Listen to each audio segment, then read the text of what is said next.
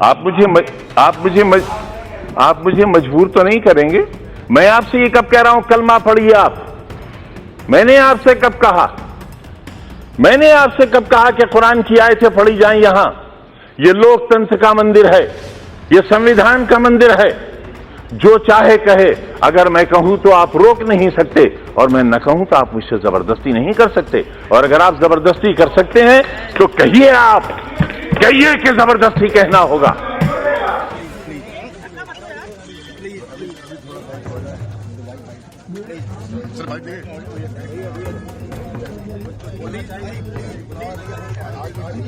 Sir कुछ कहेंगे आज? आज एक बहुत कहेंगे सर, आज तो बोलने का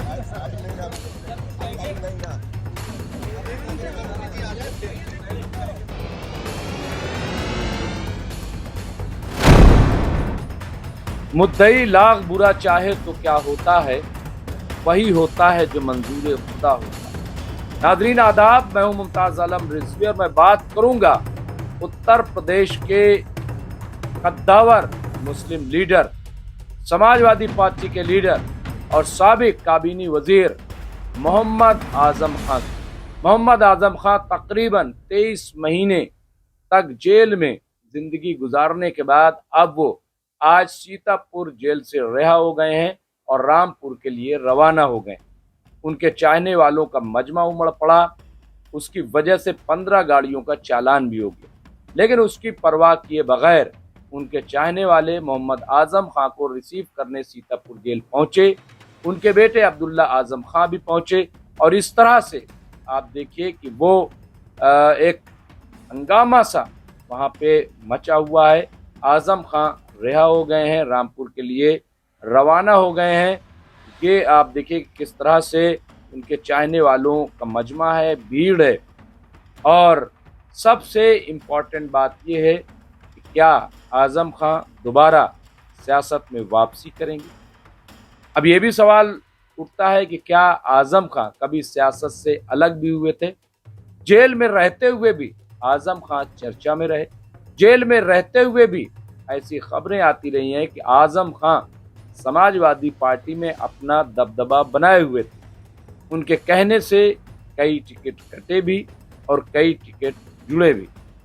ये बात अलग है कि खुद रामपुर की सीट पर जैसा कि खबरें आ रही थी कि उनकी मर्जी का उम्मीदवार 2024 के लोकसभा चुनाव में नहीं खड़ा। मौलाना महबूबुल्लाह नदवी को दिल्ली से ले जा करके वहां से चुनाव लड़वाया गया। मैं इसलिए दिल्ली का कह रहा हूं क्योंकि वो दिल्ली जो जामा मस्जिद है पार्लियामेंट के सामने, उसके वो इमाम है, दिल्ली में ही मुकीम है। ये बात अलग है कि वो रहने वाले रामपुर के और तुर्क बरादरी से उनका ताल्लुक है। खैर, समाजवादी पार्टी ने उन्हें टिकट दिया और वो जीत करके पार्लियामेंट पहुंच गए। लेकिन अब क्या होगा? क्या मौलाना महबूबुल्लाह नदवी इस्तकबाल के लिए या मुलाकात के लिए मोहम्मद आजम खां से मुलाकात के लिए जाएंगे, या फिर दूरी इख्तियार करेंगे, या समाजवादी पार्टी इस दूरी में कुर्बत पैदा करेगी? क्या होगा? अब इस पर भी लोगों की नजरें मरकूज हैं। दूसरा सवाल यह है कि आजम खां जो अब फिर से सियासी पारी शुरू करेंगे तो उसका आगाज कैसे होगा? क्या वो समाजवादी पार्टी में रहते हुए अपनी सियासत का आगाज करेंगे, या फिर जैसे कि खबरें आ रही हैं कि वो अब दूसरी पार्टी में जाएंगे? जब हम दूसरी पार्टी कह रहे हैं तो सबसे पहला नाम जिस पार्टी का आ रहा है वो पार्टी है बहुजन समाज पार्टी, यानी बीएसपी, मायावती की पार्टी। तो क्या आजम खां अब हाथी पर सवार होंगे? वो साइकिल से उतरेंगे और हाथी पर सवार होंगे? ये एक सवाल किया जा रहा है, सवाल उठ रहा है। उसकी वजह क्या है? उसकी वजह यह है कि कई बार ऐसी खबरें आई कि मोहम्मद आजम खां समाजवादी पार्टी के रवैये से, समाजवादी पार्टी के नेतृत्व से नाराज हैं। जैसे उनकी मदद होनी चाहिए थी, जैसे उनका सपोर्ट होना चाहिए था, वैसा सपोर्ट उन्हें जेल में रहते हुए नहीं मिला। आपको पता है कि सिर्फ मोहम्मद आजम खां ही जेल नहीं गए, बल्कि कई मामलों में जो साबिक मेंबर पार्लियामेंट और मोहम्मद आजम खां की अहलिया तज़ीन फातिमा वो भी जेल में रह करके आई। इसके साथ ही रुकन असेंबली यानी विधायक साबिक पूर्व विधायक जो मोहम्मद आजम खां के बेटे हैं अब्दुल्ला आजम, वो भी जेल में रह के आए। तो गोया कि जो भी सियासी तौर पर एक्टिव था उन सब को जेल में डाला गया, और जेल में 2-4 महीने के लिए नहीं बल्कि कई महीने के लिए। इस दौरान जिस तरह के मुजाहरे होने चाहिए थे, जिस किस्म की पैरवी होनी चाहिए थी, वो नहीं हुई। एक बार मैं खुद जो तज़ीन फातिमा है उनका मैंने इंटरव्यू किया था, वो इंटरव्यू आज भी मौजूद है। उसमें भी कहीं ना कहीं नाराज़गी जाहिर हुई, नाराज़गी दिखाई दी। हाँ, ये बात अलग है कि मोहम्मद आजम खां कभी भी समाजवादी पार्टी का दामन छोड़ करके दूसरी पार्टी में नहीं गए। फाउंडर मेंबर है समाजवादी पार्टी के, मुलायम सिंह से बड़ा गहरा ताल्लुक था, और यही वजह है कि उन्हें समाजवादी पार्टी में बड़ी इज्जत है और वो भी समाजवादी पार्टी को बहुत चाहते हैं। लेकिन मौजूदा क़यादत, मैं बात कर रहा हूँ जो समाजवादी पार्टी के प्रेसिडेंट हैं अखिलेश यादव की, उससे शायद मोहम्मद आजम खां या तो मुतमईन नहीं है या तो खुश नहीं है। इसकी वजूहात सामने आती रही हैं।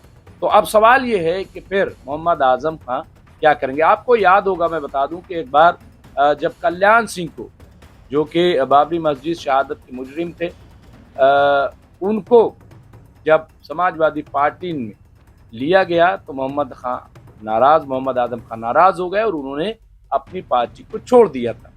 वो पार्टी से छोड़ करके, और बहुत प्रेशर था कि वो कांग्रेस में चले जाएं, दूसरी पार्टी में चले जाएं, लेकिन मोहम्मद आजम खां राजी नहीं हुए और आखिरकार मोहम्मद आजम खां फिर समाजवादी पार्टी में लौट आए और मुलायम सिंह उन्हें लेकर के आए। बड़ी तफसील है और इसके बारे में कम से कम मैं बहुत कुछ जानता हूं, क्योंकि मैं खुद राब्ते में था मुलायम सिंह के भी और राब्ते में था मोहम्मद आजम खां के भी।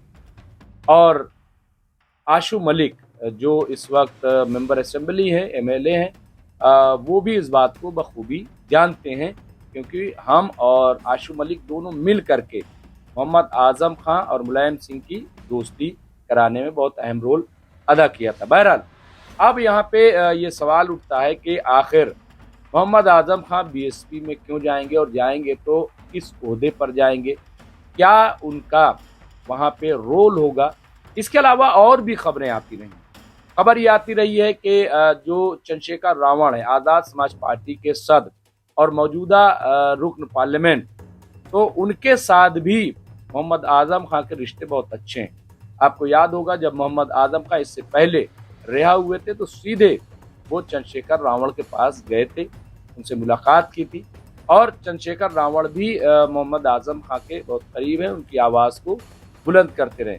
इसी तरीके से अगर देखा जाए तो MIM के चीफ असदुद्दीन ओवैसी भी जब भी मौका मिला, जब भी बात आई, तो उन्होंने पार्लियामेंट में पुरजोर तरीके से मोहम्मद आजम खां की पैरवी की, उनकी आवाज़ उठाई और समाजवादी पार्टी पर हमला भी बोला।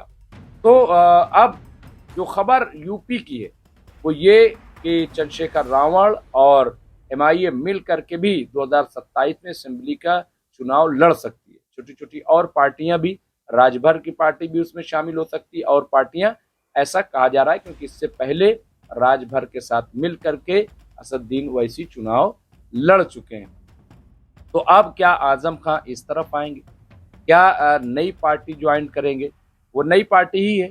तो अभी लेकिन सबसे ऑथेंटिक खबर BSP के जो बवसूख ज़राए, बहुत ऑथेंटिक जो सोर्स है, उनका कहना है कि 9 अक्टूबर को लखनऊ में मायावती की एक बहुत बड़ी रैली होने वाली है, बहुत बड़े पैमाने पे उसकी तैयारी चल रही है, और उस रैली में मोहम्मद आजम खां, तज़ीन फातिमा और अब्दुल्ला आदम, यानी ये तीनों चेहरे स्टेज पर नजर आ सकते हैं। तीनों चेहरे जो हैं वो हाथी पर सवार हो सकते हैं, ऐसी खबर आ रही है।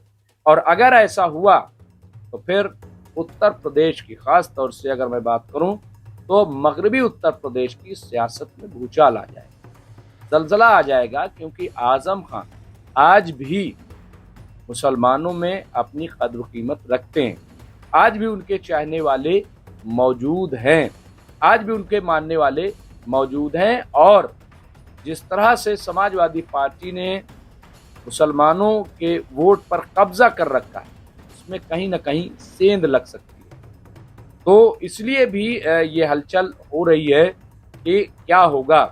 अब 9 अक्टूबर से पहले क्या अचानक मोहम्मद आजम खां लखनऊ स्टेज पर पहुंचेंगे, या वो मायावती से पहले मुलाकात करने जाएंगे, या मायावती खुद मुलाकात करने रामपुर जाएंगी, क्या सीन होगा अभी कुछ भी पता नहीं है।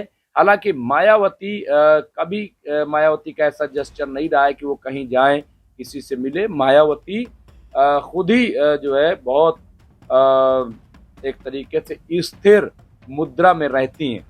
तो लेकिन ये एक बड़ा फैसला होगा, क्योंकि बहुजन समाज पार्टी पिछले 3-4 इलेक्शन से जिस तरह से उसको धचका लगा, 2017 का चुनाव हो, या फिर 2022 का असेंबली चुनाव, या फिर 2024 का लोकसभा चुनाव, जिस तरह के झटके मायावती को लगे हैं, मायावती भी अब चाहती हैं कि कोई उनके साथ जुड़े, क्योंकि मुस्लिम चेहरे में कोई भी कद्दावर चेहरा इस वक्त बहुजन समाज पार्टी में नहीं है।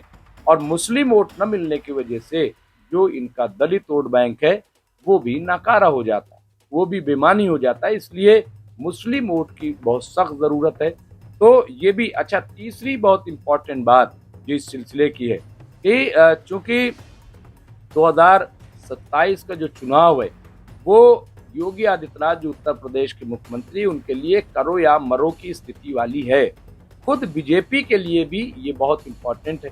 बीजेपी को डर इस बात का है क्योंकि जो लोकसभा का चुनाव हुआ उसमें आप देखिए कि समाजवादी पार्टी और कांग्रेस के गठबंधन ने 43 सीटों पर कब्जा कर लिया। उत्तर प्रदेश की लोकसभा की कुल 80 सीटें हैं, 80 सीटों में से 43 सीटों पर समाजवादी पार्टी और कांग्रेस ने कब्जा कर लिया था। अब ये जो कब्जा है, जाहिर है कि वहां पे बढ़त बना ली समाजवादी पार्टी और कांग्रेस ने, तो ये बीजेपी के लिए बहुत बड़ा धचका था। इसलिए भी धचका था कि ये उस वक्त हुआ कि जब अयोध्या में भव्य राम मंदिर बना, यानी इनका राम मंदिर का एजेंडा नहीं चला, इनका जो फिरका परस्ती का एजेंडा है वो नहीं चला, लोगों ने इनको नकार दिया। और हद तब हो गई जब अयोध्या की सीट भी बीजेपी हार गई, वहां से उसे जीत नहीं मिली। इसको लेकर के लोगों ने कहा, और अपोजिशन पार्टी और समाजवादी पार्टी ने, कि भगवान राम ने इन्हें वापस कर दिया, भगवान राम ने इन्हें एक्सेप्ट नहीं किया। तो इस तरह की, तो इसलिए भी ये बहुत इंपॉर्टेंट है। अब समाजवादी पार्टी का रोल क्या होता है? क्या अखिलेश यादव जो समाजवादी पार्टी के अध्यक्ष हैं वो रामपुर जाते हैं मुलाकात के लिए? क्या सिचुएशन होगी, क्या सीन होगा, ये सब देखने वाली बात होगी और इस पर सबकी नजरें मरकूज हैं। लेकिन इस वक्त की जो खबर है वो ये कि मोहम्मद आजम खां जेल से रिहा हो गए हैं और उनके चाहने वालों का हुजूम उमड़ रहा है। जाहिर है कि अभी घर पहुंचेंगे, 2-4 दिन आराम करेंगे। हालांकि सियासतदान कभी आराम नहीं करता, लेकिन चूंकि मोहम्मद आजम खां की सेहत भी ठीक नहीं है, उनकी आंखों पर भी असर है, जैसे कि खबर आती रही है, तो बहरहाल वो अभी 2-4-10 दिन तो आराम करेंगे। हो सकता है वो हॉस्पिटलाइज भी हों ताकि उनको मेंटेन किया जा सके। लेकिन इस दौरान बड़ी हलचल ज़रूर रहेगी। सियासी हलचल क्या होगी, जो भी होगा हम आपको अपडेट करते रहेंगे। देखते रहिए एमएमसी न्यूज़ इंडिया। बहुत बहुत शुक्रिया।